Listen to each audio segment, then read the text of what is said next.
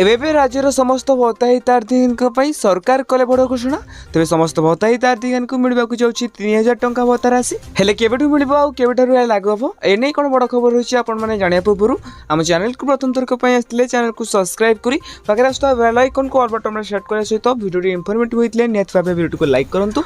आउ हाँ video description में टेलीग्राम चैनल लिंक अच्छी जैकि आपने जॉइन जातु। तेज पूर्व सरकार प्रतिश्रुति देते कि से शासन को आसला समस्त भत्ता हितार्थी को 3000 टंका भत्ता राशि प्रदान करेंगे। हेले कौन कर जो बयस 60 वर्ष अधिक 80 वर्ष कम तो से पूर्व जो भाई भत्ता मिलूला से भाई भत्ता मिलूँ।